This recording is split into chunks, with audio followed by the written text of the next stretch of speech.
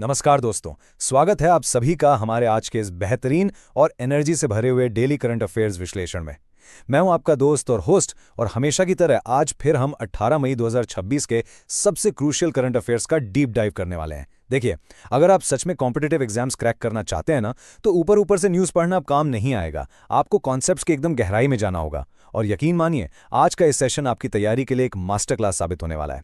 हम हर एक फैक्ट, हर एक छोटे से छोटे डेटा को आपके दिमाग में इस तरह सेट कर देंगे कि आप एग्जाम हॉल में उसे भूल ही नहीं पाएंगे। तो चलिए, बिना किसी देरी के आज के इस एक्सप्लेनर में डाइव इन करते हैं। आगे बढ़ने से पहले फटाफट देख लेते हैं आज का हमारा एजेंडा। हम शुरू करेंगे कल के क्विक रिकैप से, फिर बढ़ेंगे space and defence tech, international news and geography, national schemes and economy और स्टेट्स एंड एनवायरनमेंट की तरफ, और लास्ट में मेरा favourite rapid fire revision. Topics को इस तरह स्ट्रक्चर करने से ना चीज़ें लंबे समय तक याद रहती हैं। तो चलिए सबसे पहले बढ़ते हैं हमारे सेक्शन 1 की तरफ, कल का क्विक रिकैप। नया ज्ञान लेने से पहले पुराना रिवाइज करना सबसे जरूरी स्टेप है। ये सारे पॉइंट्स एग्जामिनर के फेवरेट हैं, ध्यान से सुनिएगा। भारत की पहली hydrogen powered shuttle bus service कहाँ शुरू हुई? नई दिल्ली के सेंट्रल विस्टा में। हेनली पासपोर्ट इंडेक्स 2026 के क्वार्टर 2 में भारत की रैंकिंग क्या है? Exact 78 rank.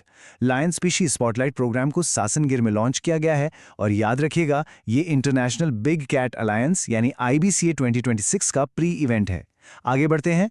इंडिया ने 2026 से 2028 तक के लिए कॉमन क्राइटेरिया डेवलपमेंट बोर्ड, जिसे हम CCDB कहते हैं, उसकी चेयरमैनशिप हासिल कर ली है। अवार्ड्स की बात करें तो 12 मई को इंटरनेशनल नर्सेज डे पर हमारी प्रेसिडेंट द्रौपदी मुर्मू जी ने नेशनल फ्लोरेंस नाइटिंगेल अवार्ड्स दिए। 15 मई को हमने इंटरनेशनल डे ऑफ फैमिलीज बनाया, और सबसे important, mental health awareness week की इस बार की थीम सिर्फ एक वर्ड की है, एक्शन। इसे तो पक्का रट लीजिएगा। रिकैप को आगे बढ़ाते हैं। माहिटोको टॉप को राहलतो इरिगेशन कैनाल। ये कैनाल लद्दाख में पूरे 14,000 फीट की ऊंचाई पर बनी है, जिसका उद्घाटन LG विनय कुमार सक्सेना जी ने किया। 14,000 फीट का एल्टीट्यूड इसे एग्जाम के लिए सुपर इंपॉर्टेंट बनाता है।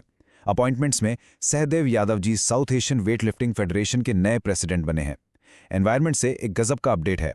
भारत का पहला satellite tagged Ganga soft shell turtle Kaziranga national park में छोड़ा गया। अब देखिए, काजीरंगा राइनो के लिए फेमस है, पर न्यूज़ टर्टल की है। यही एग्जामिनर आपको फंसा सकता है। पॉलिटिक्स में 18वीं वेस्ट बंगाल लेजिस्लेटिव असेंबली के स्पीकर रतेंद्र बोस और CM शुभेंदु अधिकारी बने हैं। एक क्विक ज्योग्राफी फैक्ट, लेक ताहो कहाँ है? ये यूनाइटेड स्टेट्स में है, और भारत का पहला ह्यूमन एलिफेंट कॉरिडोर झारखंड के पलामू टाइगर रिजर्व में बना है। इन लोकेशंस को अपने नोट्स में आज ही मैप कर लीजिएगा। चलिए अब आते हैं आज के फ्रेश टॉपिक्स पर। Section 2, space and defence technology. आजकल हर बड़े एग्जाम में इस सेक्शन से डायरेक्ट और थोड़े ट्रिकी सवाल पूछे जा रहे हैं। एरोस्पेस इनोवेशन की अगर हम बात करें तो हमारे सामने 3 बहुत बड़े नाम हैं। पहला है एयरबस C295। ये इसलिए खास है क्योंकि ये भारत का पहला मेड इन इंडिया एयरबस है, जिसे एयरबस और टाटा एडवांस सिस्टम्स मिलकर बना रहे हैं। पर यहाँ कैच क्या है? कैच ये है कि इंडियन एयरफोर्स को डिलीवर करने से पहले इसकी फ्लाइट टेस्टिंग भारत में नहीं बल्कि स्पेन में की जाएगी। अब आते हैं प्रोजेक्ट गरुड़ पर। स्पेस टेक का ये बहुत प्रॉमिसिंग प्रोजेक्ट है। बैंगलोर की ध्रुव स्पेस को इसके लिए 105 करोड़ रुपए मिले हैं ताकि वो 500 किलो क्लास का एक स्केलेबल सैटेलाइट प्लेटफॉर्म बना सकें। और तीसरा, जो लिटरली एक गेम चेंजर है, काल भैरव। ये इंडिया का पहला आर्टिफिशियल इंटेलिजेंस पावर्ड ऑटोनॉमस यानी बिना पायलट वाला कॉम्बैट एयरक्राफ्ट है। इसे flying wedge defence and aerospace ने डिजाइन किया है, लेकिन सबसे हैरान करने वाली बात यह है कि इसका प्रोडक्शन पुर्तगाल में हो रहा है, जो कि एक नाटो कंट्री है। डिफेंस के नजरिए से यह एक बहुत बड़ा जियोपॉलिटिकल मूव है। स्पेस डिप्लोमेसी की बात करें तो हाल ही में स्पेस मीटिंग वेनेटो 2026 इटली के मशहूर शहर वेनिस में आयोजित की गई। अब आपके एग्जाम के लिए इंपॉर्टेंट क्या है? ये कि भारत की तरफ से इसमें कौन गया। याद रखिएगा, इस डेलीगेशन को इसरो ने नहीं बल्कि इन स्पेस ने लीड किया है, और इसके director of programme management doctor PK Jain ji हमारे डेलीगेशन के हेड थे। डॉक्टर PK जैन का नाम आपके दिमाग में छप जाना चाहिए। इस मीटिंग का मेन एजेंडा था भारत और यूरोपियन देशों के बीच, खास तौर पे इटली के साथ स्पेस सेक्टर में कोलैबोरेशन को और भी मजबूत बनाना। Moving on to section 3, international news and geography. World stage पर क्या चल रहा है और कौन सी लोकेशंस न्यूज़ में हैं, आइए देखते हैं। स्क्रीन पर आपको एक नंबर दिख रहा होगा, 32। कोई गेस कर सकता है कि यह नंबर करंट अफेयर्स में क्यों गूंज रहा है?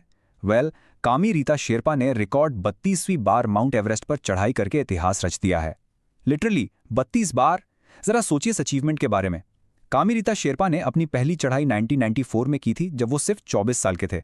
अगर हम थोड़ा पीछे हिस्ट्री में जाएं तो माउंट एवरेस्ट पर सबसे पहली सफल चढ़ाई 1953 में एडमंड हिलेरी और तेंजिंग नॉर्गे ने की थी। एग्जामिनर अक्सर करंट इवेंट को हिस्ट्री से जोड़कर स्टेटमेंट बेस्ड क्वेश्चन बना देता है, इसलिए ये बैकग्राउंड जानना बिल्कुल क्रूशियल है। अब बात करते हैं एक बहुत ही इंपॉर्टेंट ज्योग्राफिकल लोकेशन की, यूफ्रेट्स नदी, जिसे हम फुरात नदी भी कहते हैं। अपने दिमाग में वेस्टर्न एशिया का मैप विजुअलाइज कीजिए। ये नदी तुर्की के आर्मीनियाई हाईलैंड से निकलती है, वहां से ये सीरिया और इराक से होते हुए बहती है। ये वेस्टर्न एशिया की सबसे लंबी नदी है। अब एग्जामिनर यहाँ ये पूछता है कि ये नदी फाइनली गिरती कहाँ है, तो ध्यान रहे ये पहले टाइग्रिस नदी के साथ मिलती है और फिर फाइनली फारस की खाड़ी यानी पर्शियन गल्फ में जाकर अपना पानी डंप कर देती है। ओरिजिन तुर्की और डेस्टिनेशन पर्शियन गल्फ, ये रूट आपको एकदम क्लियर होना चाहिए। ग्लोबल हेल्थ और हेरिटेज के मोर्चे पर भी कुछ बड़े अपडेट्स हैं। वर्ल्ड हेल्थ ऑर्गेनाइजेशन WHO ने कांगो और युगांडा में फैले इबोला आउटब्रेक को public health emergency of international concern declare कर दिया है। यहाँ साइंस का एक बहुत ही शानदार ट्रिक नोट कीजिए। एग्जाम में सीधा ऑप्शन आएगा कि इबोला किससे होता है, बैक्टीरिया, वायरस या फंगस। आपको याद रखना है कि इबोला एक वायरस है, बैक्टीरिया बिल्कुल नहीं है। दूसरी तरफ हेरिटेज की बात करें तो नीदरलैंड्स ने भारत को प्राचीन चोल साम्राज्य की कुछ बहुत ही ऐतिहासिक कॉपर प्लेट्स वापस लौटा दी हैं, और इन प्लेट्स की सबसे इंपॉर्टेंट डिटेल ये है कि इन पर जो लिखावट है वो मुख्य रूप से तमिल और संस्कृत दोनों भाषाओं में है। ये लैंग्वेज वाला पॉइंट मल्टीपल चॉइस क्वेश्चन में सीधा पूछा जा सकता है। डिप्लोमेसी और नेशनल पॉलिटिक्स से दो बहुत ही स्ट्रेट फॉरवर्ड न्यूज़ हैं। पहला, स्वीडन ने भारत के प्रधानमंत्री नरेंद्र मोदी जी को अपने देश का सर्वोच्च सम्मान दिया है, जिसका नाम है royal order of the polar star commander grand cross. Award का नाम थोड़ा लंबा है, पर पोलर स्टार और स्वीडन को लिंक करके याद रखिएगा। दूसरा अपडेट एक बुक रिलीज से है। हाल ही में अपनापन नाम की किताब लॉन्च की गई है, जो पीएम मोदी के वर्क एथिक्स और लीडरशिप पर आधारित है। और इस किताब को लॉन्च किया है हमारे एग्रीकल्चर मिनिस्टर और मध्य प्रदेश के पूर्व मुख्यमंत्री शिवराज सिंह चौहान जी ने। आगे बढ़ते हैं और एंटर करते हैं हमारे सेक्शन 4 में, national schemes and economy. Government schemes हमेशा से हाई यील्ड टॉपिक रहा है, बशर्ते आपके कॉन्सेप्ट्स क्लियर हो। आज हम जिस स्कीम का ब्रेकडाउन कर रहे हैं वो है एडवांस्ड ऑथराइजेशन स्कीम। इसे बहुत ही सिंपल लैंग्वेज में समझते हैं। मान लीजिए आप इंडिया में कोई प्रोडक्ट बनाते हैं जिसे आप दूसरे देशों में एक्सपोर्ट करेंगे। अब उस प्रोडक्ट को बनाने के लिए जो कच्चा माल, फ्यूल या पैकेजिंग आपको बाहर से इंडिया में इंपोर्ट करनी पड़ती है, सरकार इस स्कीम के तहत उस इंपोर्ट पर ड्यूटी यानी टैक्स बिल्कुल माफ कर देती है। सिंपल है ना? एक्सपोर्ट करने के लिए जो इंपोर्ट किया वो टैक्स फ्री। अब ये स्कीम न्यूज में इसलिए आ गई क्योंकि सरकार ने अभी हाल ही में इसके तहत सोने यानी गोल्ड के इंपोर्ट पर एक लिमिट सेट कर दी है, ताकि इकोनॉमी में कोई इम्बैलेंस ना आए। और अब हम आ गए हैं सेक्शन 5 पर, स्टेट स्पेसिफिक न्यूज़ और एनवायरमेंट। अगर आप कोई भी स्टेट PCS या UPSC दे रहे हैं तो ये सेक्शन आपके लिए किसी खजाने से कम नहीं है। स्टेट से हमारे पास 3 बहुत तगड़े इनिशिएटिव्स हैं। सबसे पहले मिजोरम। नॉर्थ ईस्ट में मिजोरम अदरक यानी जिंजर का बहुत बड़ा प्रोड्यूसर है। इसी को बूस्ट करने के लिए उन्होंने जिंजर मिशन लॉन्च किया है, और इसका बजट पता है कितना है?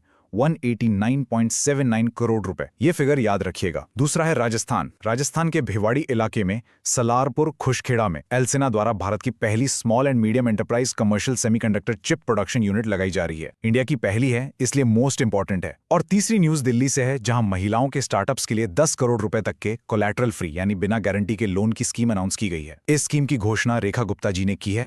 चलिए अब थोड़ी बात सिक्किम की कर लेते हैं। 16 मई 1975 ये वो ऐतिहासिक दिन था जब सिक्किम ऑफिशियली भारत का 22वां राज्य बना था। हाल ही में 16 मई 2026 को इसने अपना 51वां स्थापना दिवस मनाया है। लेकिन एग्जाम के पॉइंट ऑफ व्यू से जो बात आपको कभी नहीं भूलनी है वो ये है कि सिक्किम भारत का पहला फुल्ली ऑर्गेनिक स्टेट है, यानी यहाँ खेती में कोई केमिकल इस्तेमाल नहीं होता। ये फैक्ट कई बार पूछा जा चुका है और आगे भी पूछा जाएगा।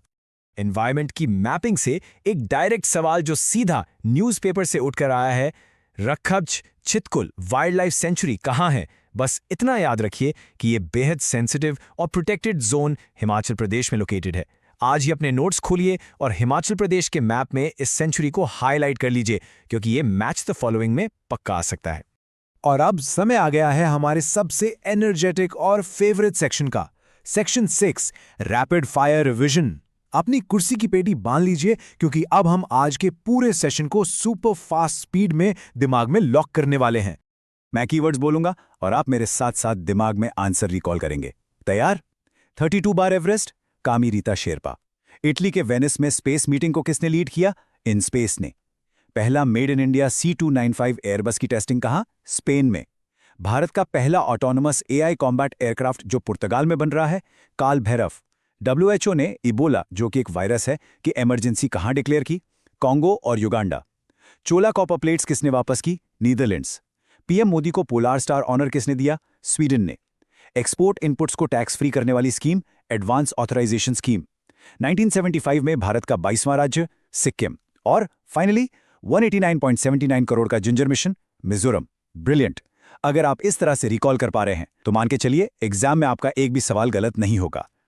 और हाँ, मैं आपको ऐसे ही खाली हाथ नहीं जाने दूंगा। ये रहा आपका आज का होमवर्क, जो आपकी असली तैयारी को टेस्ट करेगा। पहला सवाल बहुत सिंपल है, वेस्ट बंगाल के करंट सीएम कौन है? और दूसरा सवाल थोड़ा डीप डाइव वाला है, international big cat alliance IBCA 2026 की समिट की डेट, थीम और लोकेशन क्या है? इसका सबसे नया मेंबर कौन सा देश बना है? और वो 7 बिग कैट्स कौन सी हैं जिन्हें बचाने के लिए ये अलायंस बना है? इन सवालों के जवाब मुझे कमेंट सेक्शन में डिटेल में लिखकर बताइए। याद रखिएगा, जो लिखता है वो हमेशा याद रखता है। तो दोस्तों, ये था हमारा आज का जबरदस्त डेली करंट अफेयर्स विश्लेषण। मुझे पूरी उम्मीद है कि आपको आज बहुत कुछ नया और एग्जाम रेलेवेंट